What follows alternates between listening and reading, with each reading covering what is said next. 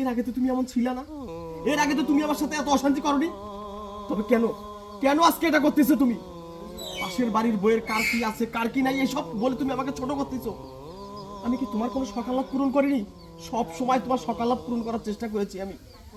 আমি এক পোশাকে ডিউটি করি, কখনো দেখেছো আমার দিকে খেয়াল করে?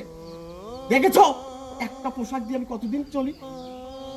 নিত্য নতুন ড্রেস লাগে তোমার, নিত্য নতুন চাহিদা তোমার, কখনো তো আমারটা ভাবো না। আজকে আমার চাকরিটা চলে গিয়েছে, আমি আমার পকেটে 10টা টাকা নেই, আমি কিভাবে যে বাড়িতে আসলাম এটা আমি জানি আর উপরে আল্লাহ জানে।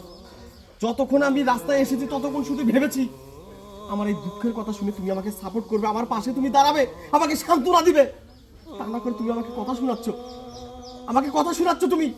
আরে যেদিন থেকে মেয়ে বড় হয়েছে, যেদিন থেকে মেয়ের জন্মদিন পালন করা শুরু করেছো, কোনোদিন জন্মদিন মিস করেছি?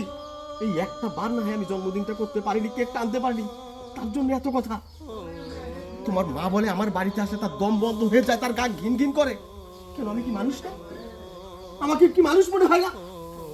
তোমার ছোট ভাই আজকে দাঁড়ায় দাঁড়ায় কথা বলতেছে, আমাকে কথা শোনাচ্ছে। আরে ও তোর বাপের হোটেলে বসে খায়, ও কি বুঝবে? ইনকাম করতে যাক, তখন বুঝবে জীবন কত কঠিন।